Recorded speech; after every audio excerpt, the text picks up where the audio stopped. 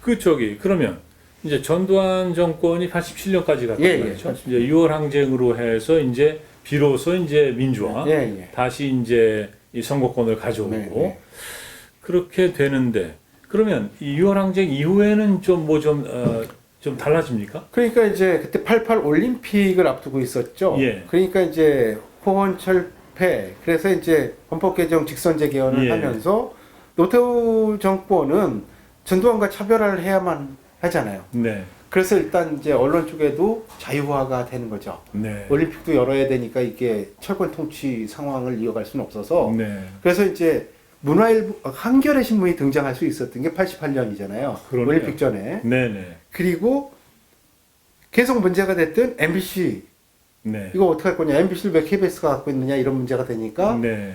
그 KBS 등이 갖고 있는 주식을 몰아서 방송문화진흥회라는 걸 만드는 거예요. 88년에. 네. 그래서 MBC를 공공재단이 소유하게 하는 거죠. 네. 그래서 공영방송 형태가 되는 겁니다. 그때야 비로소. 그래서 정수장학회 지분은 그대로 있고 네. 나머지 70%를 다시 모아서 방송문화진흥회에서 운영하게 하는 거죠. 네. 그게 지금 MBC의 그 형태입니다. 네. 소유 형태. 예. 그렇게 돼서 방송도 KBS와 이제 MBC가 되고 그리고 임기 중에 SBS의 태영건설에 네네. 민방을 주죠. 네. 당군 일의 최대 특혜라고 했던 아, 그게 이제 그랬군요. 그렇게 해서 등장을 합니다. 예, SBS가 91년도에. 네. 그렇게 해서 이제 3대 방송이 다시 됐고 근데 이제 재밌었던 거는 그러면서도 TBC를 분리해서 주진 않아요. 삼성한테. 그래서 삼성이 그러지 않아도 센데 예. 방송까지는 안 준 거죠. 네. 그래서 KBS 2채널은 그대로 있는 겁니다. 예. 수신료도 받고 광고도 하는 그런 방송으로. 네. 그러니까 노태우 때 그런 변화가 있는 겁니다. 네네. 그러면 이제 노태우 때 그렇게 또 이제 한번 네. 뭔가 이제 언론 지형의 변화가 생기고 예. 그 노태우 다음은 YS 죠. 김영삼이었죠. 예. 예. 김영삼 때는 뭐 좀 큰 사건이 있었나요? YS는 이제 삼당 합당 뭐 이런 것들을 네. 이제 집권을 했는데 YS는 초창기에 아이돌 그룹만큼 인기가 있었잖아요. 그렇죠. 초창기에. 네. 그래가지고 YS가 언론이 보니까 이게 예. 이제 너무 그 자기 마음대로 네네. 법을 안 지킨다 이런 예. 생각이 드니까 94년 무렵에 예. 세무조사를 처음 해요. 네네. 언론과 관련해서 YS 예. 정권이 했던 핵심은 세무조사를 했는데 네네. 이 문제는 나중에 추징금을 때리긴 하는데 결과를 발표를 안 하고 딱 지고 네. 있습니다. 그러면 언론사들이 그때 탈세한 네. 건가요? 많죠. 네네. 탈세와 불법 탈법. 예예. 그래서 그거에 대해서 이제 추징금이 네. 뭐 100억, 뭐 몇십억씩 이제 발생을 하는데 예. 그래서 뭐가 잘못된 거고 얘네들이 어떤 죄를 저질렀느냐에 대해서는 끝까지 함구를 하면서 네. 언론을 틀어준 거죠. 아, 그렇게 이제 그냥 통제를 하는 너 거군요. 비리를 다 알고 있어 내가. 예예. 세금 뭐 그건 내고 예. 안 낸 거니까. 네. 그러나 이건 공개 안 한다. 예. 이랬던 거죠. 예. 그래서 세무조사를 한 거는 이제 기록으로 남아 있는 것이고 네네. YS에. 예. 그리고 언론의 장학생을 많이 이제 둔 거죠. 언론 장생이요. YS 장학생이라고 그래가지고 네. 이제 천지 주고 이러면서 이제 네네. 관리를 하는. 예. 그래서 이제 언론을 세무조사와 장학생을 통해서 그 불편하지 않게 끌고 네네. 갔던 게 YS입니다. 예. 그러니까 지금 이제 그 내용이라든가 이런 것들, 그 어떤 방식, 요건 좀 다르지만은 끊임없이 그 이 권력은 그 당근과 채찍을 사용하면서 이 언론을 이제 통제 해왔던 거네요. 예, 그래서 YS 때 그나마 이제 그 더 나갔던 거는 이제 네. 다채널 방송을 시작한 것도 YS예요. 네. 케이블 TV. 아, 케이블 TV요. 예, 그래가지고 이제 그 노태우 때는 민방을 만들고 전국에 민방을 줘가지고 네. SBS 네트워크를 만들어주는 것이고 예. YS는 뭐 할까 없나 보니까 이제 케이블 TV가 있더란 말이에요. 네네네. 그래서 77개의 SO를 주고 PP를 주고 예. 그다음에 이제 NO라고 네트워크 사업자를 둬서 엄청난 방송국이 등장하는 거죠. YS 때. 네. 그것이 IMF 사태 이유 중에 하나라고 보는 사람도 있어요. 그때 엄청나게 방송국들이 생기니까 네. 한보철강 사태도 있었습니다만은 예. 방송국 하나를 짓는데 몇십억 이상이 투입돼야 돼요. 네. 그 장비 수입 엄청나게 해야 되거든요. 예. 카메라 국산 하나도 없잖아요. 네. 편집기 아무것도 없어요. 예. 그거 다 수입을 했다는 네. 거죠. 그 일자리는 많이 늘지 않았나요? 일자리는 좀 늘었는데 방송국이 제조업이 아니라서 한 방송국에 몇 명 필요 없어요. 케이블 TV 같은 경우. 예, 네. 그리고 케이블 TV의 이제 PP들은 방송이 이제 제대로 하고 싶었던 데도 많이 있었어요. 네. 지금도 PP 있는데 그게 꼽히기 전에 이제 IMF로 넘어가서 사실은 아하. 이제 무력화되는데 네. 그거하고 ABC 제도를 도입해요. ABC. ABC는 뭔가요? 발행부수 공사, 아하. 발행부수 공사라는 게 지금 조중동을 비롯한 신문사들이 유료 부수를 조작한다라는 게 최근에 사건이 그러니까, 나갖고 터졌는데 네네. 요 유료 부수 조사를 시작한 게 YS 때예요. 아. ABC라는 게 이제 발행부수 공사인데 네네. 요걸 만드는 거죠. 예. 근데 그거는 그러니까 이제 어느 신문사가 발행부수가 유료 부수가 몇 부냐, 예, 많으냐. 몇 부 찍어서 유료로 몇 부를 판매하고 있다라는 걸 투명하게 네. 공개하게 했던 건데 요게 이제 억지로 할 수 없으니까 거기 가입을 유도하고 가입해서 그걸 공개하는 데는 네. 정부 광고를 할 수 있게끔 하고 그런 건데 예, 예. 나중에 그 ABC를 신문사들이 장악해 버리는 거예요. 아, 신문사가 그걸 장악해요? 자기들이 이사를 하면서 네. 그 조사라든가 이런 것들을 셀프 조사를 하게 하는 아하. 거죠. 자기들하고 친한 네네. 사람들이 가서 예. 그냥 장부만 확인하고 몇 부다 이렇게 했던 거예요. 네. 그게 이제 수십 년간 누적이 돼서 예. 지금 이제 터진 겁니다. 아. 요게 이제 시발이 된 거는 YS고 YS 정권의 의도는 신문의 투명성, 경영 투명성을 갖고 오려고 한 거죠. 네네. 그냥 부수를 가지고 광고료를 책정하고 영향력을 평가한단 말이죠. 네네. 근데 그걸 조작하면 다 사기인 거니까. 네네. 요때 요걸 시작했다라는 것도 기억해둘만 해요. 그러면 그 말씀 나온 김에 그 ABC 제도를 시작하면 네. 발행 부수가 이 신문사가 많다. 네. 이 유료를 판매하는 부수가 많다. 네. 이렇게 되면 거기에 따라서 뭐 정부가 언론에 뭐 이렇게 뭐 지원을 한다든가 그런 게 있는 건가요? 정부 광고도 당연히 예. 그게 이제 부수나 영향력에 따라서 분배가 되는 거고요. 네네. 조중동이 100을 받는다면 예.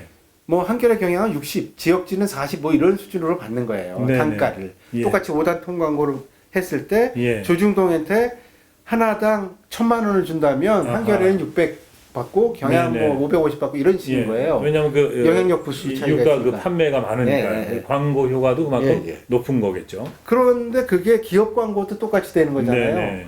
삼성이나 뭐 현대나 SK에서 광고 줄 때도 똑같은 단가는 아닌 거죠. 네. 그러니까 그의 기준이 기본이 부수고 여론 지배력일 텐데 네. 그걸 속였다라는 건 근본적인 시장 질서를 왜곡한 거죠. 그러네. 그걸 조작한다는 거는 이거 사실은 범법 행위네요. 범법이죠. 이미 고발돼 있습니다. 아. 수사에 들어갔죠. 아, 그렇군요. 요거가 그래서 신문의 투명성을 위해서 ABC 네. 제도를 도입한 건데 예. 신문사들이 거길 장악해서 부수 조작 기구로 이용한 거죠. 그 악용한 거네요. 악용한 거죠. 예. 그러니까 김영삼 대통령은 의도는 좋았던 의도는 좋았던 거겠죠. 예. 예. 투명성, 시장 투명성, 신문 네. 부수 공개 아, 이걸 유도했던 거죠. 그런 사건이 있었는데 그게 지금 이제 오늘날 이제 이게 예, 곰고 곰다가 이제 터졌어요. 터져 나오는 그게 거죠. 고전에도 터졌었는데 다 예. 덮였는데 예. 이번에도 어떻게 될지 이제 추이를 보고 있는 겁니다. 네. 자, 그럼 이제 그 김대중 정부로 좀 넘어가 보죠. 예. 이때는 사실 IMF에 네. 큰 그 어려움이 있지 않았습니까? 그렇습니다. 그래서 이제 금모으기 운동도 하고 또 언론에서 또 대대적으로 음. 그런 캠페인을 벌이고 뭐 이런 기억이 나는데 김대중 정부의 어떤 언론 정책이랄까 뭐 이런 거는 어떤 성격을 갖고 있었을까요? 그러니까 이제 김대중 정부는 이제 사실 집권을 할 수 있었던 이유 중에 하나가 이제 경제적인 그 YS 때까지 어떤 그 IMF 체제로 넘어가는 그 상황. 네. 이게 워낙 위태로운 상황이어서 상대적으로 이제 김대중 대통령이 이제 준비된 대통령으로서 이제 네. 등장을 하는 건데 사실 이제 굉장히 진정한 정권 교체가 이루어진 거죠. 네. 한국 현대사에서도 그렇고. 그랬는데 어떤 정권 교체의 의미를 찾기는 어려웠던 게 사실 국난 상황이었잖아요. 예. 그러니까 뭐 집권하자마자 뭐 IMF 총재가 오고 뭐 관리 체제로 넘어간다. 그러니까 국권이 넘어가는 것 같은 위기감. 네. 그래서 경제권이 넘어가니까요. 예. 그러니까 이제 국민들은 이제 총동원 체제 비슷하게 됐고 근무호기 운동하고 이래가지고 이제 국난 극복 과정으로 이제 권력이 시작되는 거죠. 네. 그러니까 무슨 다른 개혁을 하고 이러기가 여력이 초기에는 별로 없었고, 네. 그러니까 언론에서도 이제 그 언론과의 큰 갈등이 처음부터 생기진 않았는데 근데 말씀드렸듯이 언론이 이제 기득권 세력하고 철저하게 유착돼 있던 거잖아요. 네. 근데 이제 DJ 정부, 김대중 정부의 등장, 정권의 등장이 달가울 리가 없었죠. 그래서 이제 이후에 계속 이제 공격적인 자세로 네. 정권 흔들기로 이제 나섭니다. 네. 왜냐하면 어차피 이게 자기들로서는 좋을 일이 없는, 왜냐하면 기득권을 좀 흔들려고 할 것이고 이제 호남 쪽에서 처음 대통령이 나온 것이고 네. 그러니까 이제 필연적인 갈등이 있을 수밖에 없었는데 이때 이제 인터넷이나 이런 것들도 이제 서서히 그 등장을 하기 시작했고 예. 방송들의 영향력도 이제 굉장히 커져요. 김대중 정부에 들어서면. 그래서 KBS가 그 김대중 정부 사이 그 집권 시기에 압도적인 신뢰도 영향력 1위가 됩니다. 언론사 통틀어서. 그런가요? 예. 예. 그래서 이제 그게 한 20년 가까이 가는데 지금도 영향력이 이런 게 KBS가 네. 다시 회복이 됐는데 한동안 그걸 JTBC에 내줬던 거는 네네. 태블릿 PC 사건을 네네. JTBC가 이제 끌고 갔기 때문인데 예. 그래서 이제 김대중 정부는 언론이 여론 시장이 독점되고 그랬었는데 방송국이 그 균형추 역할을 해주는 거죠. 네. 조중동을 비롯한 보수 언론과 중도적인 그리고 약간 진보성도 있는 방송국이 이제 팽팽하게 네. 여론 시장을 분점하는 이런 상황이었기 때문에 김대중 정부도 그래서 언론 개혁에 대한 요구들이 많으니까 이제 세무조사를 합니다. 세무조사를 네. 해서 언론과의 관계가 이제 더 나빠지는데 네. 세무조사했을 때 언론사들이 이제 전면적인 공격을 해요. 언론 탄압이다. 네. 이건 뭐 그 권력에 의한 뭐 유례가 없는 세계적인 그 언론 자유의 침해다 이런 식으로 이제 공격을 하는데 네. 그럼에도 불구하고 이제 세무조사를 했고 근데 너무 늦게 했어요. 임기 말에 해가지고 네. 언론들이 그걸 무서워하지 않았던 게 뭐 좀 있으면 갈 권력이고 네. 언론 권력은 1920년대에 만들어진 언론사 그 집안이 지금도 지배하잖아요. 네. 김성수 집안이 지금도 동아일보 갖고 있고 그리고 조선일보 마찬가지고 뭐 중앙일보야 말할 것도 없는 거고요. 네. 근데 한국일보 같은 경우가 좀 성격이 바뀐 그런 예. 정도고요.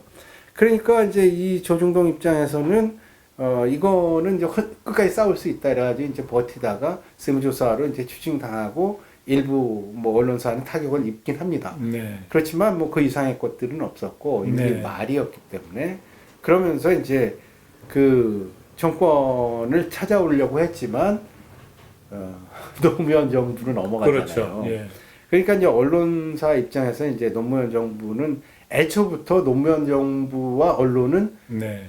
그 극단적인 대립 상황이었습니다. 네. 그래서 이제 노무현 대통령이 집권할 수 있었던 것도 이제 오마이뉴스가 2001년, 2년에 만들어지거든요. 네. 그래서 외신들은 노무현 대통령이 한국에서 대통령으로 로그인했다라고 얘기했어요. 로그인. 네. 그러니까 인터넷의 영향이 커지고 네. 그 배경으로 해서 방송과 인터넷이 신문의 영향력을 압도함으로 해서 대통령이 될 수 있었다라는 네, 얘기를 네. 했던 거예요. 예. 그래서 이제 그 노무현 대통령은 처음에 언론에 대해서 이렇게 그 불법 무법적인 언론이 어떻게 영향력을 행사하고 있는지 모르겠다. 네네. 그래서 집권하고 나서 한겨레 신문을 전격 방문하기도 하고 그래요. 예. 그리고 이제 그 공영방송 이런 데도 이제 자유를 더 주면서 네. 언론 지형이 이제 방송, 인터넷, 신문으로 이제 3분할되고 그게 각축하는 이런 상황이 됩니다. 네. 그래서 이제 그 주요 언론은 끊임없이 공격을 했죠. 예. 노무현 정권 내내. 그렇죠. 그래서 갈등 예. 관계가 이어집니다. 네. 근데 큰 사건은 없었던 것 같아요. 큰 사건은 임기 후반에 네. 그러니까 언론의 부패와 권력 결탁의 가장 큰 이유가 예. 취재처 네. 그리고 이제 기자단 예. 이런 거에 있다라고 본 거예요. 청와대 출입기자 제도. 네. 그래서 취재 지원 선진화 방안이라는 걸 만들어서 출입기자 제도를 없애버리는 거죠. 아하. 근데 임기 말에. 네네. 근데 이제 그것은 사실은 수도 이전이 문제가 되는 게 서울에 있는 기득권층의 그 이권을 뺏어버리는 거잖아요. 그렇죠. 사실 수도 이전은 굉장히 그때도 이제 실패를 하는데. 네네. 언론의 이제 출입 기자 제도나 취재 지원 선진화 방안의 핵심은 그 언론사의 기득권을 인정하지 않는 거예요. 네. 누구나 브리핑을 받게 하고 인터넷을 포함한 모든 매체에 개방을 하고 예. 그러니까 그전에는 기자단을 만들고 몇몇 기자 풀이 지금도 법조 기자단이 그렇지 않습니까? 예. 정보를 독점하고 나눠 먹는 거예요. 거기 못 들어가는 언론사는 그 정보에 접근을 못 하는 거죠. 네. 지금 법조 기자단이 아직도 그런 거거든요. 간사제가 있고 자기들이 출입 기자의 판단을 해서 얘네는 안 된다 그러면 못 들어가는 거예요. 네. 그게 이제 기득권 언론의 독점 구조인데 네. 이거를 혁파하기 위해서 그 취재지도 제도 선진화 방안을 막판에 하는 게 한계였어요. 네. 그래서 노무현 정부 말기는 언론의 극한 대립 상황이 됐고 특히 신문사들이 네. 진보적 신문사도 등을 돌리게 됩니다. 그거로 인해서. 아하. 한겨레 경향이라고 해도 주류 매체라는 그게 있는 거거든요. 네네. 지금도. 우리랑 인터넷이랑 어떻게 갔냐. 저 몇 명이 매체인지도 모르겠는 애들하고 이렇게 생각하는데 그거를 우리랑 무슨 차이가 있냐 이렇게 가니까 일단 등을 돌리는 것이고요. 네. 그래서 노무현 대통령의 서거 때까지도 그게 가잖아요. 네. 논두렁식의 사건이라든가. 예. 이게 언론을 자유롭게 두되 준법 그 불공정한 특권을 폐지하려고 했는데 그것이 사실은 기존 언론 모두가 반발하게 만든 것이고 예. 그 언론들은 그렇다고 영향력이 그때 약화됐는데 네. 그러니까 전력을 다해서 노무현 정부와 연관된 권력이 재창출되는 걸 막는 거죠. 네. 이후엔. 그래서 이후에 MB 정권은 압도적인 표 차이로 됩니다. 네. 그냥 언론이 이제 융단 폭격을 하니까 예. 그때 뭐 기억나시잖아요. 네. 정동영 씨하고 이제 예. MB가 붙었을 때 차이라는 건 이건 그렇죠. 뭐 예. 엄청났어요. 최근에 서울시장 선거에서 네. 난 네. 그 그 표 차이랑 더 났죠. 예. 그보다 더 네. 컸나요? 차가? 더 벌어졌어요. 예. 네. 그런 정도로 이제 차이가 벌어지는 게 예. 언론들이 아주 집요하게 공격을 했던 거거든요. 예. 그래서 이후에 퇴임 후에도 놔두지 않는 거고 네. 결국은 이제 비극적인 결과를 예. 가져오는 게 그러니까 이제 노무현 대통령은 어쨌든 그 언론 개혁에 대한 의지는 그러니까 있었던 강했죠. 거네요. 강했는데 문제는 예. 대통령만 강했어요. 아하. 관료는 안 바뀌었고 네네. 그리고 대통령의 측근들도 언론과 우호적인 관계를 맺고 싶어 하는 거죠. 네. 왜냐하면 자기를 잘 써주길 바라고 예. 언론에서 공격하면 옷을 벗을 수도 있기 때문에 네. 무서운 거죠. 예. 근데 이제 노무현 대통령은 겁나는 게 없었거든요. 네네. 그러니까 언론과 이제 정면 대결하고 할 얘기를 다 했거든요. 예. 오히려 탄핵당하죠. 그렇죠. 파란만장했습니다. 네네. 결국 그렇게 끝났는데 노무현 대통령이 가장 언론 개혁을 추진하려고 했고 확신이 있었고 네. 그걸 그 시행을 했어요. 근데 일체가 돼서 그 집권한 권력이 같이 움직였어도 성공할까 말까 한데 네. 거의 단기 필마로 한 셈이 됐죠. 대통령 네. 혼자서. 결국은 그래서 MB 정권으로 넘어가면서 예. 엄청난 퇴행이 네. 일어나게 됩니다. 예. 그래서 DJ 노무현 정부에서 정권에서 이룩한 어떤 언론의 민주화와 자유화 이런 것들이 굉장히 그 전두환 시기로 돌아가는 네. 정도까지 바뀌는 게 MB 예. 정권입니다. 그럼 MB 때는 그 언론하고 계속 사이가 좋았나요? MB는 언론하고 사이가 좋지는 않고 방송국의 포한이 맺히는 게 예. 광우병 문제가 터지잖아요. 초창기에. 그랬군요. 그래가지고 촛불이 시작되는 네네. 겁니다. 그래서 이제 MBC PD 수첩에서 광우병 터지고 그렇죠. 이러면서 대통령이 사과를 하죠. 몇 예. 번. 그리고 뒤에 산에 올라갔다 내려오고 뭐 이러면서 네네. 명박산성 쌓고 그렇죠. 예. 그러니까 이대로 가면 내가 대통령을 제대로 못하겠구나라는 판단을 했을 겁니다. 예. 그래서 반대로 달려갑니다.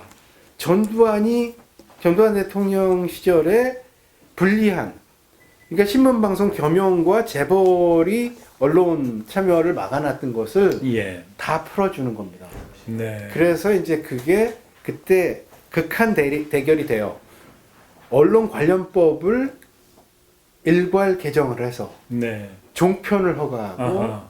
그러면서 이제 신문방송 겸용을 풀어주니까 네네. 그게 이제 MB 때 그 법을 바꿔갖고 근데 네. 국회에서 그게 위헌 소송까지 가거든요. 예.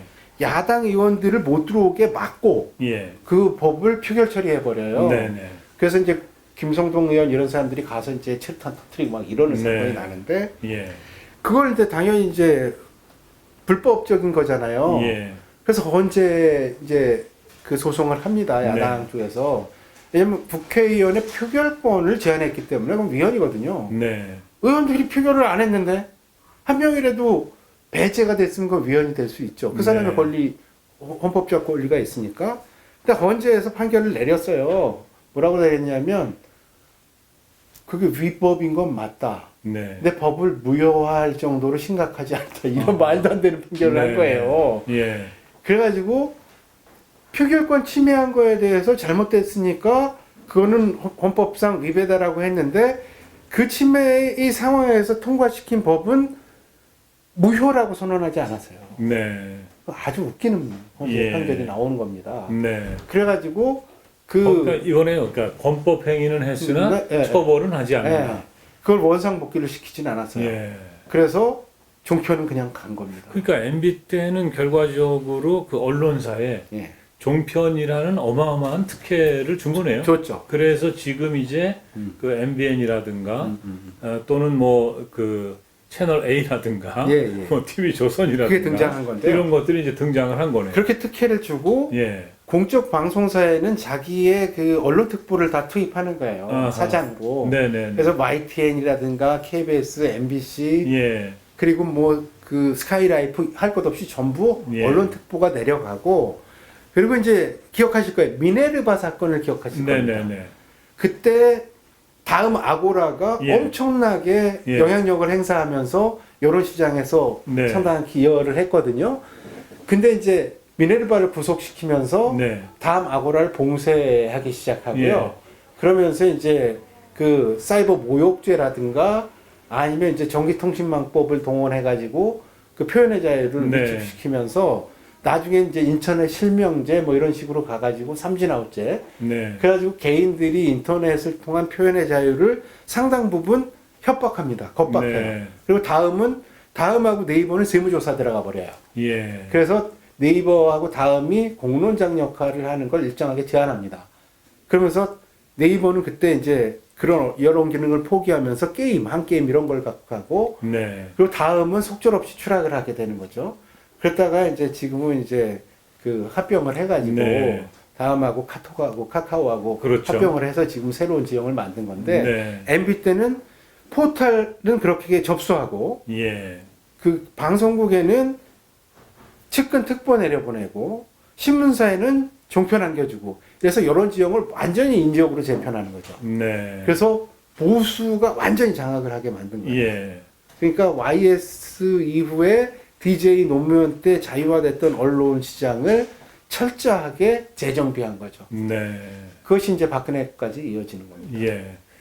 그 박근혜는 그러니까 쭉 그와 같은 기조로 예. 이제 그 언론과 언론과 글쎄 뭐 밀월 관계까지는 아니겠지만은 아무튼 뭐 상당히 어차피 그 서로 그 사이가 좋았다고 봐야 되겠죠. 좋을 수밖에 없었던 게 예.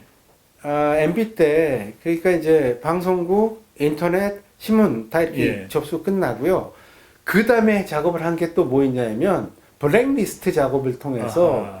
우리 정주환 선생님도 그때 당한 거가 아닌가 모르겠는데 그때 블랙리스트에 오르면요 예.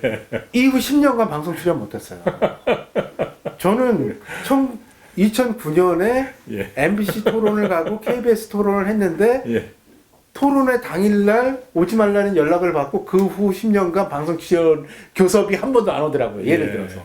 그전에는 저도 좀 가끔 갔었는데 예. 그런 연예인들 굉장히 많았고요. 그리고 영화판 이런 데 다 마찬가지였어요. 네, 네. 그 영향이 지금은 좀 지금까지도 이제 완전히 사라졌다고 보기는 어려운데 네. 이러다 보니까 사이버 공간에서 표현의 자유도 제한돼. 예. 그리고 이제 그 정치적 색깔이 다른 문화 예술인 지식인들까지 네. 4대강 반대한 지식인들은 교수들이나 이런 사람들은 정부 관련 프로젝트에서 다 배제됩니다. 네. 공공. 그러니까 이게 완전히 지식인 문화인이나 문화예술인 지형까지도 네. 바꾸는 거예요. 블랙리스트를 통해서. 예. 그러니까 이제 박근혜 정권은 얼마나 편안했겠어요. 네. 거기에 박근혜 정권은 이제 편애까지 하죠. 특정한 사람들을 여기에 이제 중심으로 네. 모든 문화예술까지 하게 하니까 예. 콘텐츠 경쟁력도 현저하게 사라지는 거예요. 네. 기생충이 나중에 요즘 나온 거잖아요. 예. 그 10년간 괜찮은 콘텐츠가 나오지 않아요. 아하. 그리고 아시는 그 미국을 그 강타한 네. 그 노래하는 애들 있잖아요. 예, 방탄소년단 방탄 말씀하시는 이런 분. 것들도 예. 그 이후에 빛을 보는 거예요. 예. 그러니까 표현의 자유가 위축되면 콘텐츠가 다 죽습니다. 네. 그래서 경쟁력이 안 나와요. 예. 근데 이제 그 MB하고 박근혜 때는 철저하게 그런 상황이 이어지는 거죠. 네. 그러니까 MB는 그렇게 넘어갔는데 지금 감옥에 가 있지만 박근혜 정권이 몰락한 이유는 언론이 최소 감시 기능도 못하는 거예요. 네. 결국은 JTBC, 태블릿 PC 이걸로 이제 결정타를 맞게 되는데, 네. 그러니까 전부 언론이 그 자기들 비위만 맞추고 있으니 네. 이게 뭐 견제와 비판이 없잖아요. 네. 근데 그게 이제 그러다 보니까 JTBC는 중앙일보하고 관계가 있잖아요. 예. 그리고 보수적인 신문이잖아요. 재벌, 친재벌적이고. 네. 근데 JTBC가 왜 진보 계열로 가느냐? 콘텐츠 시장이라는 것도요. 대한민국이 아무리 보수화된다고 해도 6대4, 7대3 이렇게 나눠지는 거예요. 여론 시장은. 네네. 근데 전부 보수화되면 30-40%의 진보적인 목소리를 듣고 싶어하는 시장이 무주공산이 되죠. 네. 공영방송이 다 보수화되니까. 예. JTBC는 딱 보니까 이쪽 시장이 더 커. 네. 그러니까 딱 선회해서 손석희 씨를 갖다 앉히고 네. 진보적인 콘텐츠를 내보내니까 압도적인 영향력을 갖게 되는 거죠. 네. 정편임에도 불구하고. 거기서 태블릿 터지니까 박근혜 정권이 견딜 자가 없었던 거고요. 네. 그래서 JTBC가 그 전후에서 한 5, 6년간 압도적인 영향력 1위를 가져가게 됩니다. 네. 그 사건도 있고 손석희 씨도 있고 예. 지금은 다시 이제 많이 빠졌습니다만 네네. 여전히 영향력을 행사하고 있죠. 예. 뭐 이제 방금 말씀하셨습니다만은 네. 뭐 이제 최근에 비교적 일어날 일들이기 때문에 예, 예. 다들 이제 생생하게 기억을 하고 계시라 생각을 하고요. 네. 지금도 우리가 이제 이 문재인 정부 들어선 이후에 이제 검찰 개혁 이후에는 이제 언론 개혁이다. 예, 예. 뭐 이런 얘기들을 많이 하지 않습니까? 예, 예. 근데 오늘 이제 최 교수님 말씀을 들어보니까 왜 그런 얘기를 계속 하고 있는지 예, 예, 정말 잘 알 수 있을 것 같습니다. 네. 예. 그 앞서 잠깐 말씀을 드렸지만 그 ABC 예, 예. 그 이제 유가 부수 조작 네, 사건 네. 이런 네. 것도 이제 최근에 예. 이제 김수원 의원께서 이제 수원이시거든요, 지역구가. 네, 그렇죠. 예. 네. 김수원 의원께서 아주 그 어떻게 보면 이제 언론 개혁의 어떤 그 선봉에 될수 쓰셨네요. 있는 선봉에. 예. 그런 일을 하신 것 같아요. 네, 예. 그래서 최근에 이제 법안도 이제 준비를 하고 계신 네. 걸로 알고 있는데, 그 내용을 조금 살펴보고, 과연 이것이 잘 될 수 있을지, 예. 그걸 좀 끝으로 좀 말씀을 좀, 말씀 좀 예, 들어봐야 여쭤야 될 것 되겠네요. 같습니다. 예. 안녕하세요. 경기 르네상스 포럼 문정효 이사장님 그리고 회원 여러분 반갑습니다. 수원시각 국회의원 김승원입니다. 저는 요즘 ABC 협회와 조선일보를 상대로 국가의 세금을 사기친 그런 이유로 형사고발을 하였습니다. 지금 정부 그리고 공공기관의 예산 중 약 1조 원이 광고비와 홍보비로 언론에 지급되게 되는데 그 기준이 오랜 옛날부터 신문 발행 부수와 유가 부수였습니다. 그런데 ABC 협회가 조사해서 공시한 그 발행 부수와 유가 부수가 허위로 조작된 사실을 저희가 알게 되었습니다. 즉 조선일보가 128만 부를 발행하고 116만 부가 돈을 주고 산 구독자 수다라고 발표한 것이 거짓이었다는 것이죠. 이로 인해 낭비된 세금이 조선일보 한 회사에만 보조금 5년간 40여억 원, 그리고 국가 광고비 홍보비가 5년간 역시 200억 원 정도에 이릅니다. 이런 세금을 반드시 환수하기 위해서 형사고발을 하게 되었습니다. 그러면 이것을 재발하지 않게 하기 위한 그런 대안이 무엇일까 고민하던 중에 미디어 바우처 제도라는 것을 꼭 도입해보자 이렇게 결심을 하게 되었습니다. 미디어 바우처 제도는 이렇게 국가가 홍보비와 광고비로 쓰는 예산 1조 원 중에서 대략 국민 4천만 명에게 1년간 2만 원씩을 드리면 8천억 정도의 예산이 소요가 되는데 이 돈을 국민들께서 좋은 정보를 준 언론과 기사의 후원을 바우처 형태로 후원을 하는 것입니다. 2만 원을 여러 차례 나누어서 한 언론사에 집중되지 않도록 그 한도를 1% 또는 0.5%의 한도를 두고 또 지역신문이라든가 또 국민들이 좋아하는 전문 영역의 뭐 등산, 낚시 그런 곳에 골고루 드릴 수 있는 그런 가이드라인도 마련하고요.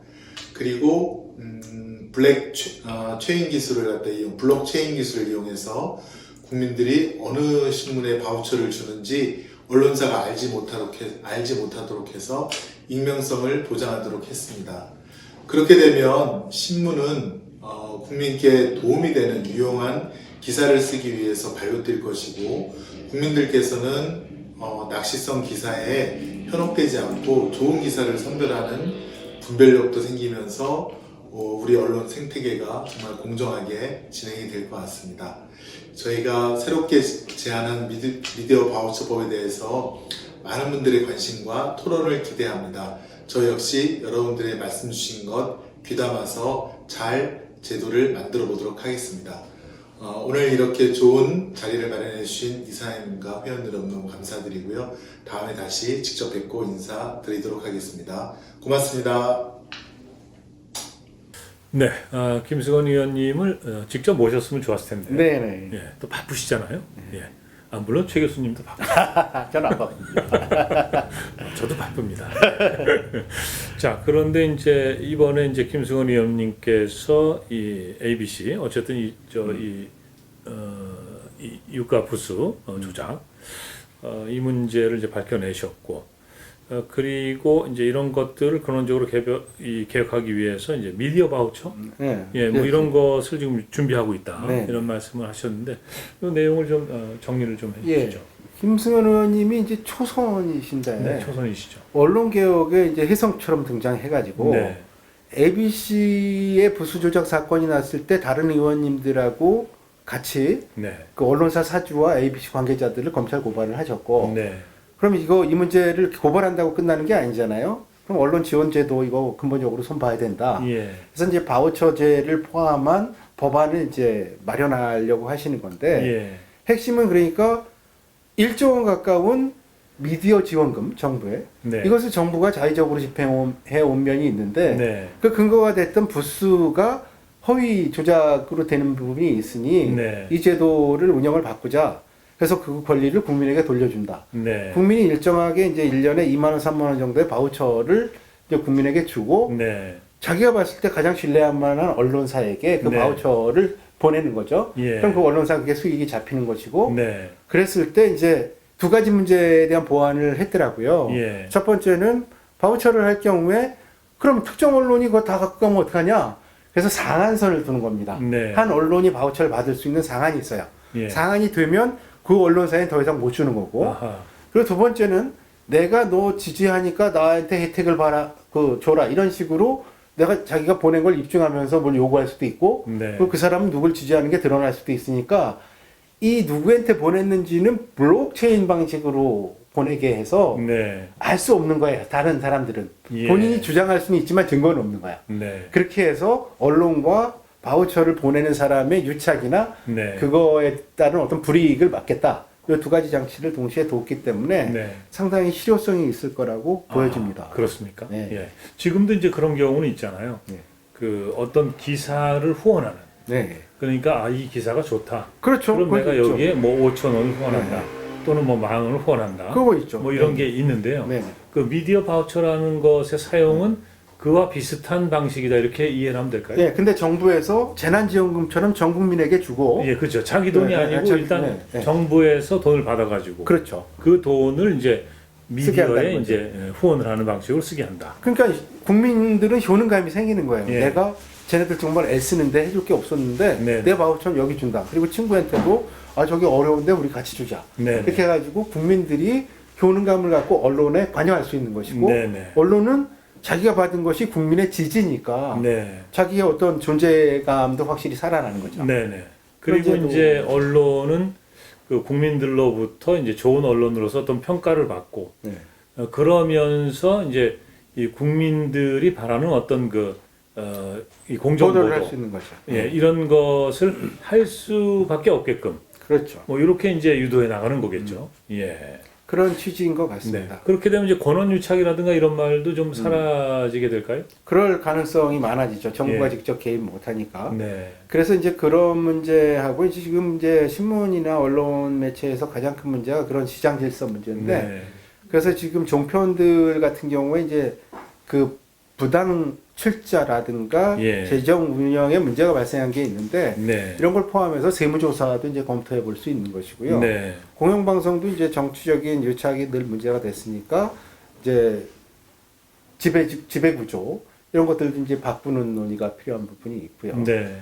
그리고 이제 특히 요즘은 언론 매체를 사람들이 주로 인터넷 포털 혹은 이제 OTT 이런 걸 통해서 이제 언론 매체를 소비하는데 그거의 작동 메커니즘의 핵심이 알고리즘이잖아요. 네. 그래서 이제 알고리즘이 이제 네이버 알고리즘이 문제가 많다라는 것이 최근에 MBC 보도로 드러나기도 했는데 이런 알고리즘의 투명성 네. 그리고 이제 외국 OTT라든가 글로벌 미디어 그룹이 한국 시장을 지금 약탈하는 면이 있는데 네. 이거에 대해서 이제 국내를 보호하기 위한 입법 이런 것들이 같이 검토되면 임기 후반이긴 하지만 언론 시장을 정상화하는데 상당히 그 바우처 법안을 포함한 이런 것들이 기여할 수 있을 거라고 보여집니다. 네. 자, 오늘 최 교수님 모시고 이 한국 언론의 역사. 그러니까 사실 오늘 주제는 뭐 이렇게 역사까지를 포함하지는 않았습니다만은 정말 두루두루 많은 얘기를 들을 수 있었습니다. 근데 끝으로 제가 한 가지 바람, 네. 이게 사실은 개혁의 주체는 사실은 우리가 이제 검찰 개혁을 얘기할 때도 검찰이 주체가 된다 이런 얘기를 하는데 네. 언론이 스스로 나서서 개혁하고 자정할 수 있는 네. 이런 가능성은 없을까요? 요원하다고 할 수가 있는 게 이제 언론의 실체가 뭐냐를 봤을 때 지금 실체가 기자가 아니라 사주예요. 기자들이라면 네. 자정을 할 수가 있는데 기자들은 예. 고용된 월급쟁이가 같고 예. 기레기라는 그런 어떤 그 폄훼의 언어를 듣고 네. 살면서 그 좌절감이 있고 거기서 이제 열심히 하는 기자들도 있지만 네. 그런 생각이 바로 박힌 많은 기자들은 이제 거길 떠나야 되는 이런 상황들인데 네. 주체가 있겠는가? 네. 사주가 스스로를 개혁하는 건 불가능하지 않는가? 네. 이런 생각이죠. 그럼 방금 말씀하신 그 기자들, 그러니까 국민과 같은 생각을 갖고 있는 그런 기자들이 떠나지 않고 또 개혁의 주체가 될 수 있게끔 국민들이 또 그런 기자들은 또 많이 응원을 해야겠네요. 예, 예. 그러니까 바우처라든가 이런 게 이제 개혁적인 제도가 들어오면 기자들도 지금보다 훨씬 당당하게 그리고 자기가 언론인으로서의 자부심을 갖고 네. 일을 할 수 있게 되겠죠. 네. 예, 잘 알았습니다. 예. 오늘 정말 오랜 시간 많은 얘기를 들려주셨습니다. 경기 르네상스 포럼 49강이었고요. 예, 한국 언론의 현실과 과제라는 제목으로 함께 말씀 나눴습니다. 지금까지 성공회 대학교 최영묵 교수님과 함께했습니다. 오늘 말씀 잘 들었습니다. 감사합니다. 예, 고맙습니다. 네. 예.